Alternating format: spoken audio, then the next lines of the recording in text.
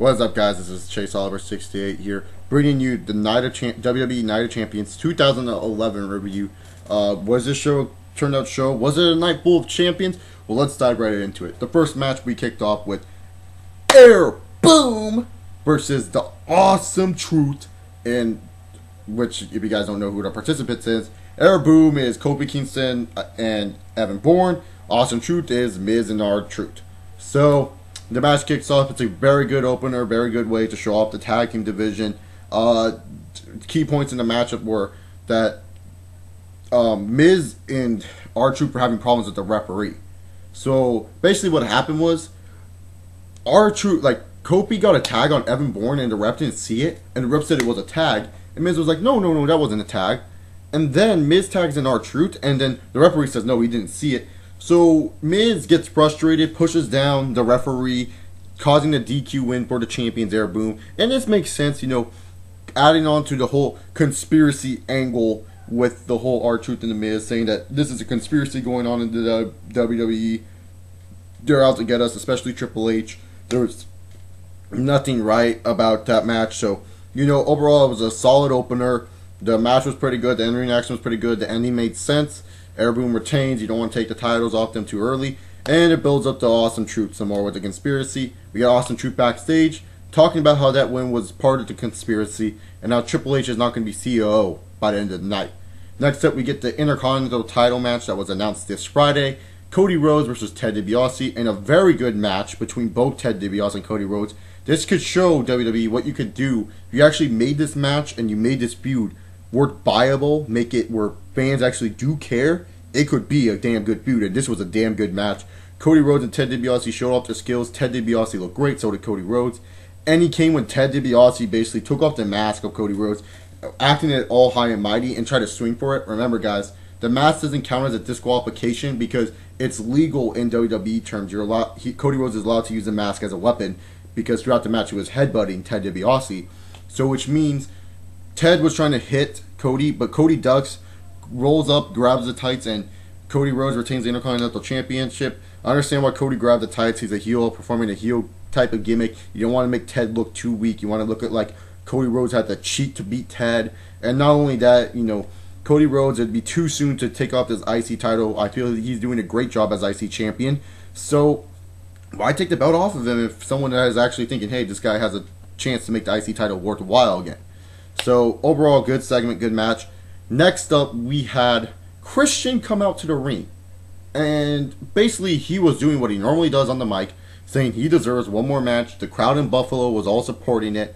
And Sheamus comes out, basically says, oh, Bella, you know, my uncle is looking for my testicle or something. And I was like, what the fuck is this shit?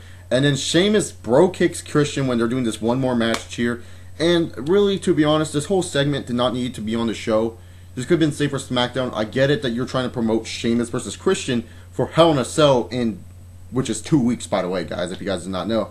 But really, did we need this match? Did we need this part of the show? You could have used this time to build up another match on the show or have more time for another match instead of cramming it.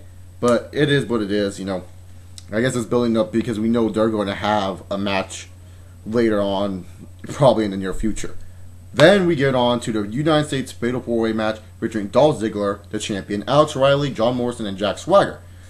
This match was very good. A lot of twists and turns. You know, there's one point where you thought John Morrison was going to win. One point where you thought A-Rod was going to win. Same with Swagger. Same with Ziggler. At one point, Ziggler had the sweeper on Morrison, and Swagger had the ankle lock on A-Rod. So you thought they were going to do the whole, double tap out, dual U.S. Championship bullshit. This is how they're going to do the Swagger-Ziggler feud.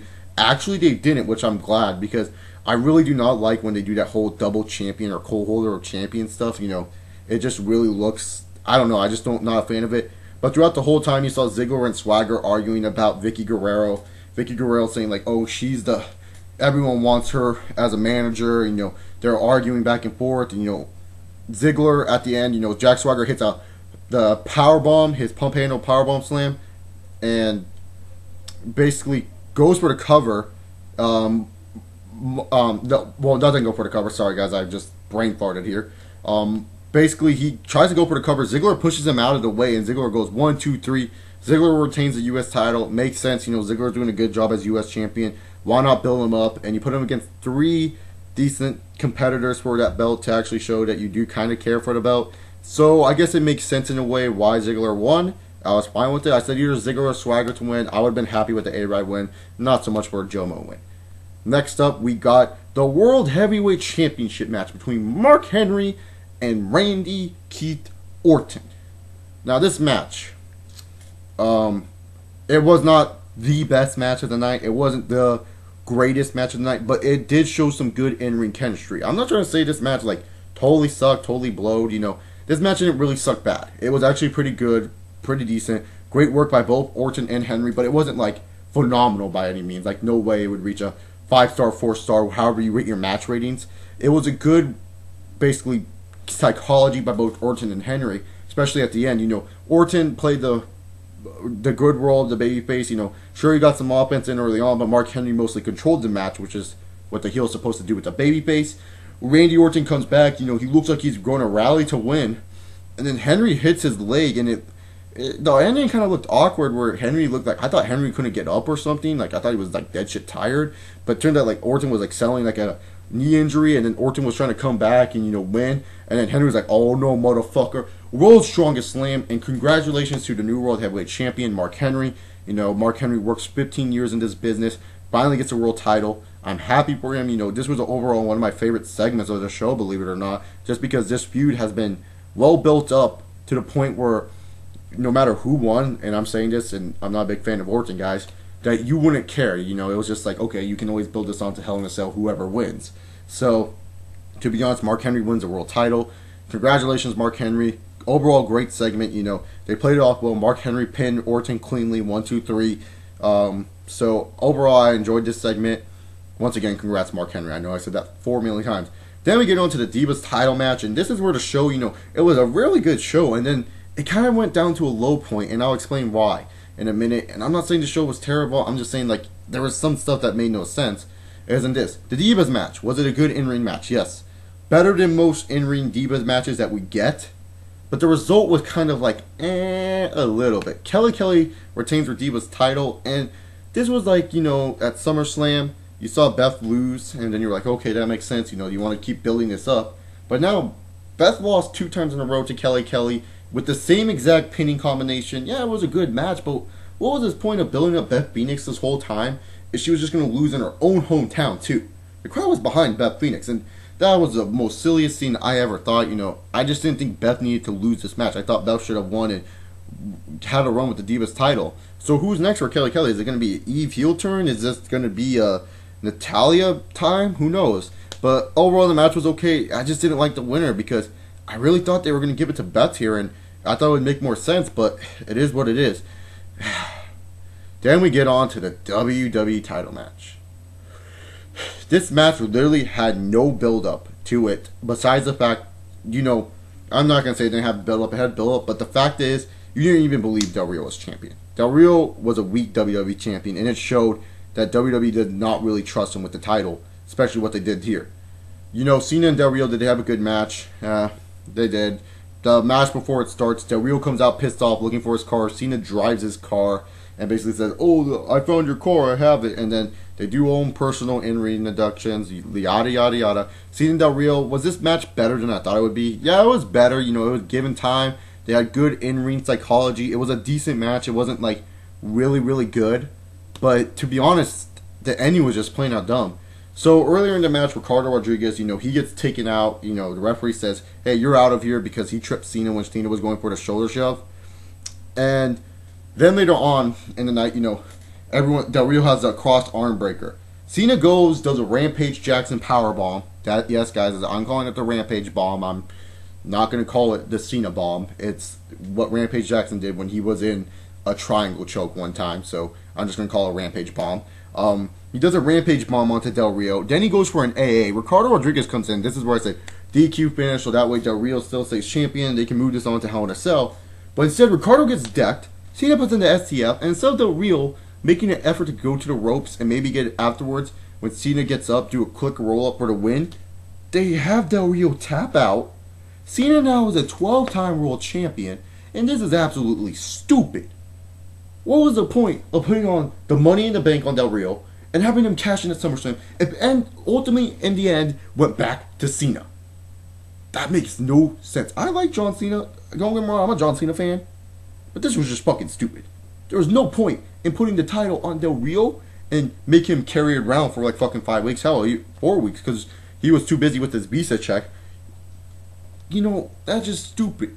You basically said, hey, CM Punk, screw you, we're going to give Del Rio what he wants, because apparently Del Rio wasn't happy about this whole CM Punk Cena angle, and then Del Rio gets finally what he wants. You guys build him up this whole fucking year, shoving him literally down our throats, saying, you need to believe this guy is world champion. He finally gets a title, you don't believe he's world champion, and not only that, you have him lose in his second title defense. Yes, his first title defense was against Rey Mysterio, I get that, but still, to lose his second title defense like that, and most people probably even forgot Del Rio was champion. Hell, I even forgot Del Rio was champion, because WWE didn't bill him as champion. So basically, ultimately, WWE did not care about Del Rio. That's what I'm getting at. And I'm viewing this now, I think they really do want Cena and Rock to be a WWE title match for whatever reason, when that match could be saved for, I don't know, Del Rio Punk or Del Rio someone else in the near future. Just saying, it's overall dumb decision. Cena's a 12-time world champion.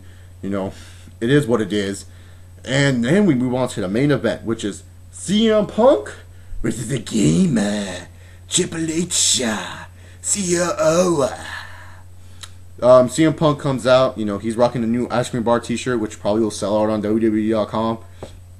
And, you know, Triple H comes out, and Triple H, he doesn't want to spit. They spit the game, and then CM Punk interrupts it. Yeah, CM Punk interrupted the water spit. Punk, I like you and all, but you never interrupt the game's water spit. So basically, Triple H and CM Punk, they have a good no-holds-barred match. You know, they're brawling to the outside. They're showing that they personally hate each other. Not really the greatest in-ring technician match. And, you know, this match could have been good until the ending came. And I know I'm going to probably be the minority. I normally am when it comes to my thinking of wrestling compared to others. Just remember, guys, this is my opinion. This literally felt like something a TNA main event would do. And the fact that Crash TV bullshit. I really did not like the fact that R-Truth and Miz came out. Yes, it made sense. But they attacked CM Punk and Triple H. So I don't know what side they're on. But obviously they were on CM Punk's side.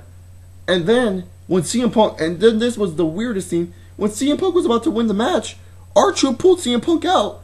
So why the fuck did R-Truth do that if he put CM Punk on Triple H in the first place? And then you have John Laurinaitis coming out, bringing in another referee. And then John Laurinaitis texts Kevin Nash. And Kevin Nash attacks both Triple H and Punk, and you're all confused. You're like, who the fuck is Kevin Nash sides with? And then Kevin Nash powerbombs CM Punk, jackknifes Triple H through a table, or almost. He wanted to. Triple H was like, no, I got a sledgehammer. And then Triple H ends up winning the match. Why couldn't you just have it where CM Punk and Triple H brawled it out, and you had CM Punk, you know, kick out of like another pedigree by Triple H, and then Triple H is so frustrated, grabs a sledgehammer, looks at Punk, and Punk is trying to get up and then hit him with the sledgehammer. Triple H covers 1, 2, 3. Instead of this Crash TV bullshit that made no sense, especially when R-Truth wanted Punk to win, and then all of a sudden he just decides, hey Punk, I don't want you to win anymore. They were talking about how they didn't want Triple H as CEO anymore. Made no sense, but Triple H wins, business as usual, and now time for my overall thoughts on the show. This show started off very good. The undercard matches, as I like to call them, were pretty good. The mid-card, you know, U.S. title match, IC title match was good. Congratulations to Mark Henry once again for winning the world title. My favorite segment overall in the show was that world title segment. Not just because Orton won, Orton lost. I mean, just basically because of the whole build-up to this match, and then what happened at the end was just like, wow. I didn't expect it coming in. I was actually emotionally attached to this world title match because I really thought Mark Henry was going to win or lose. It had me guessing, which I want as a wrestling fan. The Cena Del Rio match was just stupid as fuck. And then this whole stupid Triple H CM Punk Crash TV bullshit at the end, when it was a pretty damn good no-holds-barred match where it looked like an old-school Attitude Era match where CM Punk was throwing the, you know, luggage at him and doing all this other shit. You know, that was good. But other than that, this show, I'll just give it C+, B-.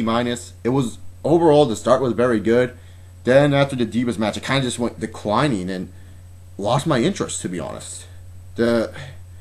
I don't know. That if that's just me, that's just me. Remember, it's my opinion. Hope y'all respect it.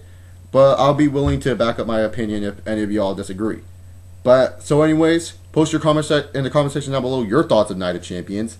Follow me on Twitter, ChaseOliver68, and add me on Skype, ChaseOliver68. Hope you guys enjoy Sunday Night Football, which you all should watch. And remember, have a good night. Pretty much that's it. I say, well, I botched that. Whatever. Chase Oliver says peace.